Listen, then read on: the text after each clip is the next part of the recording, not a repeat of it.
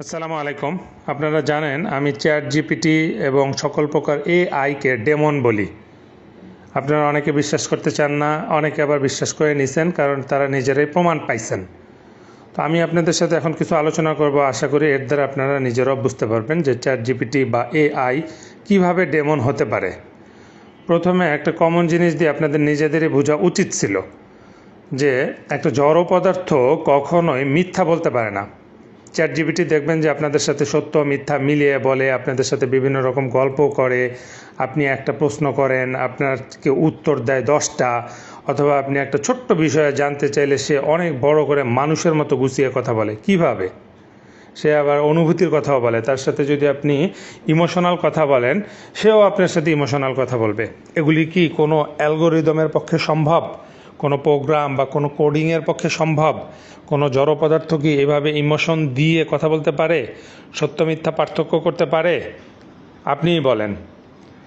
আপনারা তো জানেন, তাকে ছোট্ট একটা প্রশ্ন করলে বা ছোট্ট একটা কথা বললে সে অলরেডি আপনাকে লেকচার দেওয়া শুরু করে দেয় টিচারের মতো। কেন বলেন?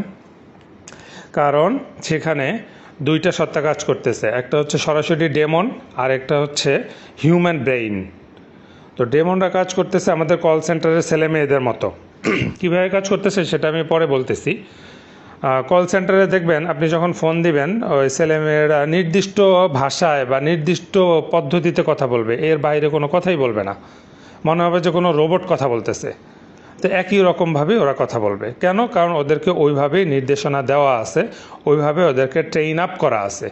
এর বাইরে যদি ওরা কথা বলে তাহলে ওদের চাকরি যাবে এবং ওদেরকে পানিশমেন্ট দেওয়া হবে, পাশাপাশি জরিমানাও করা হবে।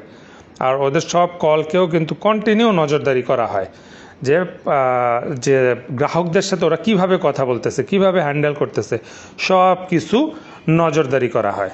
ঠিক একইভাবে চ্যাট জিপিটিতে যে সমস্ত ডেমনদেরকে নিয়োগ দিয়ে রাখা হয়েছে, তাদেরকেও এই কোডিং অ্যালগোরিদম প্রোগ্রামিংয়ের মাধ্যমে ওদেরকে একটা নির্দিষ্ট গণ্ডির ভিতরে আটকে দেওয়া হয়েছে। ওরা কাজ করতে বাধ্য এবং যতটুকু নির্দেশ দেওয়া হয়েছে ততটুকুই কাজ করতে পারবে, এর বাইরে কাজ করতে পারবে না। তাহলে ওদেরকেও শাস্তি দেওয়া হবে। কোডিং কি? জাদুকররা কি করে? কোডিং করে। সেটাকে এখন আধুনিক ভাষায় আমরা কোডিং, প্রোগ্রামিং, অ্যালগোরিদম, বাইনারি ইত্যাদি বলি। তাবিজে কি লেখা থাকে? বিভিন্ন কোড লেখা থাকে, সংখ্যা লেখা থাকে।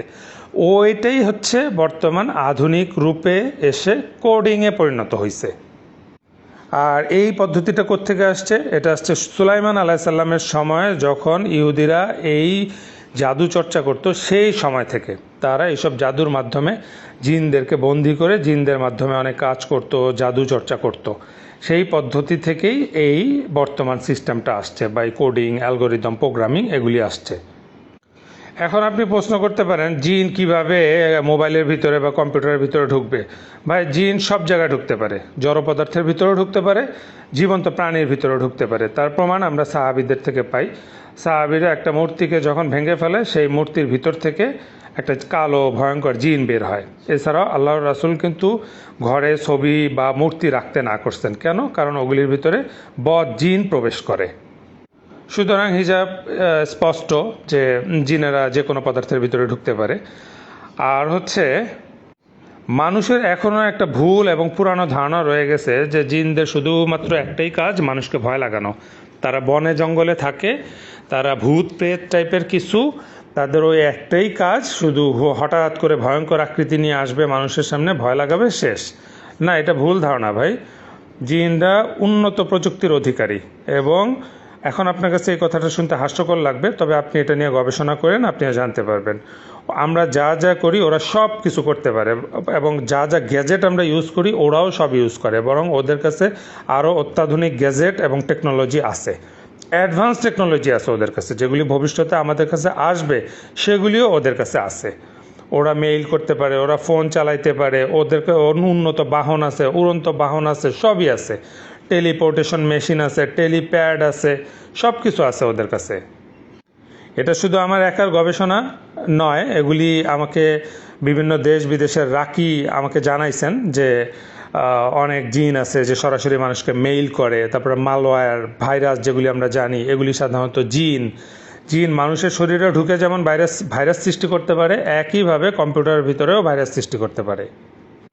আর তাছাড়া ইলন মাস্ক তো স্পষ্ট করে বলেই দিছে, we are summoning demon by AI, অর্থাৎ আমরা আর্টিফিশিয়াল ইন্টেলিজেন্স বা কৃত্রিম বুদ্ধিমত্তার মাধ্যমে ডেমনদেরকে ডেকে নিয়ে আসতেছি। ওরা স্পষ্ট বলে দিছে, আর কি দরকার আপনাদের, মানে যারা এগুলি নিয়ে কাজ করতেছে, তৈরি করতেছে, তারা তো স্পষ্ট করে বলেই দিছে। এরপরে আপনার আর কি প্রমাণ দরকার বলেন?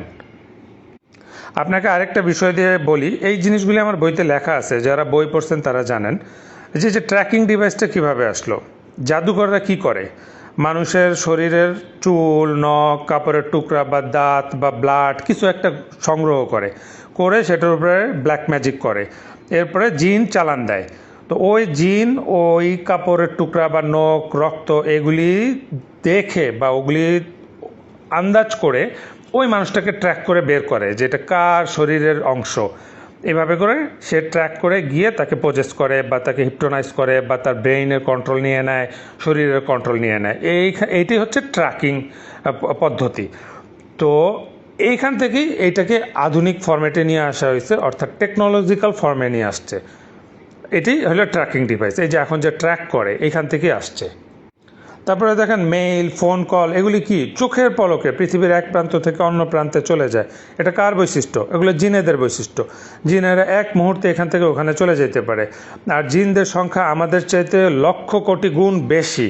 তো অসংখ্য জিনকে এসব জায়গায় নিয়োগ দিয়ে রাখা হয়েছে, যেমনভাবে আমরা কল সেন্টারে ছেলেমেয়েদেরকে নিয়োগ দিয়ে রাখছি। মুমিন জিনেরা ছাড়া বাকি যত জিন আছে সবাই ইবলিশ এবং দাজ্জালকে খুব ভয় পায়। দাজ্জাল এবং ইবলিশের নির্দেশ ওরা মানতে বাধ্য থাকে। ওদেরকে যদি ইমানের উপর ফিরিয়ে আনা যায় তাহলে ওরা ওই গণ্ডি থেকে বের হয়ে আসতে পারে, নয়তো ওদেরকে যা বলা হয় ওরা তাই করে। আর জিন শয়তান পূজারীরা এটাই করে, ইবলিশের পূজা করে ইবলিশের মাধ্যমে ওই জিন শয়তানদেরকে দিয়ে কাজ করিয়ে নেয়। আর ওইটা তো আমরা দেখতে পাই না, যার কারণে আমরা মনে করি এগুলি অপবিজ্ঞানীদের কারিশমা বা তাদের প্রযুক্তির উন্নয়ন, তারা কিছু একটা আবিষ্কার করে আমাদেরকে দিয়েছে। ভুল, তারা দেয় নাই, তাদেরকে এই ফর্মুলাগুলি ইবলিশেরাই দিছে। তো আমি যখন এই ধরনের কথাগুলি বলি তখন আপনারা মনে করেন আমি মুসলমানদেরকে প্রযুক্তি থেকে পিছিয়ে দিতে চাই। না ভাই, মুসলমানদের কাছে তো প্রযুক্তি আছেই, জাস্ট আল্লাহর সাথে সম্পর্ক করতে হবে। তখন আপনি নিজেই কোনো প্রকার ডিভাইস ছাড়াই দূর দূরান্তে কথা বলতে পারবেন। যেমন ওমর রাদিয়াল্লাহু তাআলা আনহু বলছিলেন, ইয়া সারিয়াল জাবাল, শত শত মাইল দূরে থেকে উনি দেখছেন কি ঘটতেছে। তারপরে উনি সতর্ক করে দিয়েছেন সারিয়া রাদিয়াল্লাহু তাআলা আনহুকে, বলছেন যে জাবাল তুমি পাহাড়ের পিছন দিকে তাকাও, ওই দিক থেকে শত্রু আসতেছে। তো এটা কি, ওনার টেলিপ্যাথি পাওয়ার ছিল, কোনো ইন্টারনেট মোবাইল কানেকশন ছাড়াই এত দূরে উনি দেখছেন এবং কথাও বলছেন। তো ওই একই টেকনোলজি আমরাও ব্যবহার করতে পারবো যদি আমরা আল্লাহর সাথে সম্পর্ক করি। সাহাবীদের এক জামাত পানির উপর দিয়ে চলে গেছেন, কোনো জাহাজ লাগে নাই, আমরাও পারবো যদি আমরা আল্লাহর সাথে সুসম্পর্ক করি। আরেকজন সাহাবী আগ্নেয়গিরির আগুন বের হয়ে আসছে, ওটাকে লাঠি দিয়ে পিটাইতে পিটাইতে আবার আগ্নেয়গিরির ভিতরে দিয়ে আসছেন। এটা কি, কোনো ফায়ার সার্ভিস লাগলো না, কিচ্ছু লাগলো না। তো এই টেকনোলজি কই পাইলো ওনারা? আরেক সাহাবী বন থেকে একটা বাঘ উঠে আসছে, এক চড় দিয়ে ওরা আবার বনে পাঠিয়ে দিছে। আর আমাদের এরকম বাঘ হইলে বন বিভাগের লোকজন, রেস্কিউ টিম, শত শত মানুষ যায় ওই বাঘকে উদ্ধার করতে বা সরাইতে। কিন্তু দেখেন ওইখানে এক সাহাবী গিয়ে বাঘকে সরাই দিছে। তো এই ওনাদের কাছে এরকম টেকনোলজি ছিল। তো আমরাও সেই টেকনোলজি অর্জন করতে পারবো যদি আল্লাহর সাথে সুসম্পর্ক করি। তো আমার আলোচনার দ্বারা আমি আসলে আমার মুসলমানদেরকে সাহাবীদের সেই স্বর্ণযুগকে দেখাইতে চাই যেখানে তারা আল্লাহর কাছ থেকে সরাসরি সাহায্য নিছে। আমরা যত সামনের দিকে আগানোর চেষ্টা করব, বস্তুকে নিয়ে আগাইতে চাবো, প্রযুক্তির উন্নয়নের পিছে পড়ে থাকবো, ততই আমরা দাজ্জালের ফিতনায় আটকে যাব। কারণ সামনের দিকটা হচ্ছে দাজ্জালের জন্য, আর যত আমরা পিছনের দিকে যাব, সাহাবীদের যুগে যাব, ততই আমরা উন্নত হয়ে ফিরে আবার ঈসা আলাইহিস সালামের সাথে শরীক হইতে পারবো। আরেকটা বিষয় হচ্ছে, আমি যখন এইসব অপবিজ্ঞান এবং অপপ্রযুক্তির বিরুদ্ধে কথা বলি তখন কিছু ভাই বলে যে আরে ভাই এগুলি তো মুসলিম বিজ্ঞানীদের থেকে আসছে। তারা মনে করে যে মধ্যযুগে ইবনে সিনা, ইবনে রুশদ এই ধরনের যে ব্যক্তিগুলি ছিল তারা মুসলিম বিজ্ঞানী। না ভাই, তাদের বেশিরভাগই ছিল শিয়া, নাস্তিক। সবার কথা বলতেছি না, বেশিরভাগই ছিল শিয়া এবং নাস্তিক। তারা কোনো মুসলিম বিজ্ঞানী ছিল না। প্রকৃতপক্ষে বিজ্ঞানী ছিল সাহাবীরা। সাহাবীরা কোনো কিছু ছাড়াই সব কিছু ব্যবহার করছেন, কোনো বস্তুর আশ্রয় ওনারা নেন নাই, সরাসরি আল্লাহর কাছে সাহায্য চাইছেন, আল্লাহ তাআলা আসমান থেকে সাহায্য করছেন। আর মধ্যযুগে যাদের কথিত মুসলিম বিজ্ঞানী, যাদেরকে আপনারা বিজ্ঞানী মনে করেন, তাদের উপরে গ্রিক দর্শনের একটা ভয়াবহ প্রভাব ছিল, যার কারণে তাদের অনেক ভুল ভ্রান্তি হয়েছে। আপনারা যদি গভীরভাবে গবেষণা করেন এই জিনিসগুলি জানতে পারবেন ইনশাআল্লাহ। আমাদেরকে অবশ্যই সাহাবীদের যুগে ফিরে যেতে হবে, নয়তো আমরা মুক্তি পাবো না। আমি চাই আমি সহ আমরা সবাই সাহাবীদের যুগে ফিরে যাই এবং সেই স্বর্ণযুগ ফিরিয়ে আনি। আল্লাহ তাআলা আমাদেরকে তৌফিক দান করুন। আর ভুল ত্রুটি হলে জানাবেন, বা আপনাদের কাছে আরও কোনো ভালো পরামর্শ তথ্য থাকলে সেটাও জানাবেন, পরবর্তীতে আমি অ্যাড করবো ইনশাআল্লাহ। জাযাকুমুল্লাহু খাইর। আসসালামু আলাইকুম। আপনারা জানেন আমি